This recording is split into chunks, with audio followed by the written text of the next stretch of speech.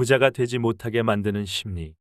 1990년부터 1999년까지 10년 동안 영국 워릭대 연구팀은 돈이 얼마나 있어야 사람이 행복감을 느끼는가를 연구하고자 매년 영국인 1만 명을 무작위로 추출해 생활 수준과 만족도를 분석하였다. 행복의 정도를 금액으로 측정하는 최초의 분석적 시도였는데 연구팀은 가장 행복감을 느끼게 하는 돈의 액수는 100만 파운드라고 하였다. 국민 소득을 감안하면 우리 실정으로는 약 9억 원 수준이다.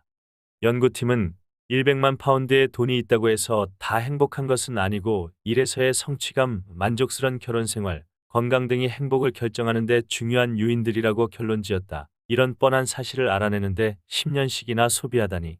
하긴 우리나라 교수들의 정부 지원 연구 결과들도 자세히 살펴보면 골 때릴 정도로 가관인 것이 많기야 하지만 그렇다면 돈 문제 이외에는 건강이나 가정이나 직장에 아무런 문제도 없는 사람들에게 돈이 생기면 행복을 느끼게 된다는 말인가?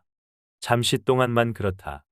왜 돈 문제 이외에는 걱정 근심이 없는 사람들에게조차 돈이 영원한 행복을 안겨다 주지는 못하는 것일까? 그 이유는 인간은 환경이 바뀌어지면 재빨리 그 새로운 환경을 아주 당연한 것으로 받아들이고는 그 이상을 바라기 때문이다. 이른바 당연심리다. 전세를 살던 사람에게 자기 집을 마련하였을 때 기쁨이 몇 년 못 가는 것과 마찬가지이다. 시간이 지나면 더 많은 것을 원하게 된다. 게다가 행복은 상대적인 성격을 갖고 있다. 우리는 독립적인 행복을 원하는 것이 아니라 주변의 다른 사람들보다 더 행복해지기를 원한다. 비교 심리다. 언제나 우리 눈에는 남들이 더 행복해 보이고 남들이 더 행복할 것이라고 가정하기 때문에 스스로를 상대적으로 불행하게 여기게 된다. 특히 주변에 세속적 성공을 거둔 사람들이 있게 되면 주변 사람들이 나를 불행하게 생각할 것이라는 생각을 하며 우울해한다. 나는 이것을 주변인식이라고 부른다. 당연심리는 개개인에게 상황을 진보시킬 수 있는 동기가 되기도 한다. 내가 나쁘게 보는 것은 비교심리다. 부자가 되지 못하는 사람들 대다수가 이 비교심리가 가져온 소비 때문에 돈을 모으지 못하기 때문이다. 미국에서 조사한 바에 의하면 당신이 1년에 11만 달러를 벌고 다른 사람들은 20만 달러를 버는 세계와 당신이 10만 달러를 벌고 다른 사람들은 8만 달러를 버는 세계. 이 두 세계 중 어떤 것을 선택하겠느냐고 물으면 대다수의 미국인은 두 번째 세계를 택한다. 왜 그럴까? 바로 비교 심리 때문이다. 예를 들어 이웃집에서 차를 갖고 있으면 나도 차가 있어야 비슷한 행복을 누린다고 믿는다. 그래서 좀 무리를 하더라도 기어이 차를 사고야 만다. 추석이나 여름 휴가 때 중고차 값이 오르는 이유도 사람들에게 비교 심리가 있기 때문이다. 남들 다 자가용 타고 가는데 우리도 그래. 게다가 나에게 차가 없으면 남들이 나를 불행하다고 볼까봐 두려워한다. 주변인식이다. 마치 남들에게 보이기 위해 사는 사람들 같다.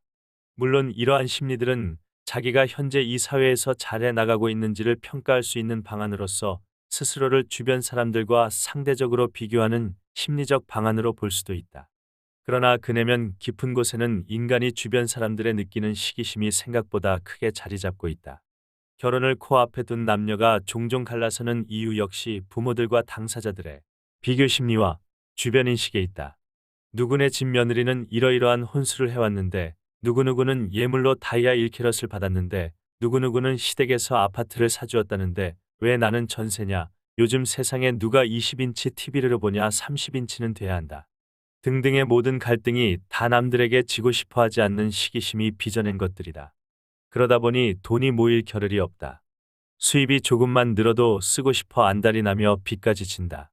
남들이 가진 것들을 자기도 갖고자 하기 때문이다. 혹시라도 그런 상대방을 만났다면 또는 상대방의 집안이 그렇다면 나중에 후회하지 말고 빨리 헤어져라. 이미 결혼을 했다면 아이가 생기기 전에 이혼하는 것이 현명하다. 진정한 부자들은 이 세 가지 심리들을 극복한 사람들이다. 서울 강남에 있는 금융기관들에 가서 물어보아라. 진짜 알부자들은 전혀 부자같이 보이지 않는다. 사는 곳도 강남에서는 평범한 곳에서 살고 잠바 하나 걸친 사람들이 수십억 원의 현금을 움직인다고.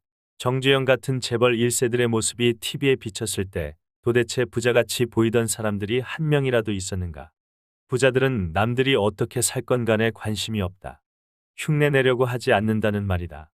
그들은 현재의 상황이 아무리 좋아도 다시 나빠질 수 있음을 알고 대비하려고 한다. 남들과 비교하며 살지 않는다.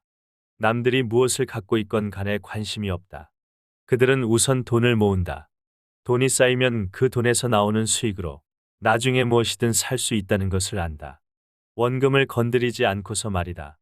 나 역시 그렇게 살았던 사람이다. 하지만 대부분의 사람들은 위 세 가지 심리 때문에 그 원금이 될 작은 돈들을 먼저 야금 갉아먹는다.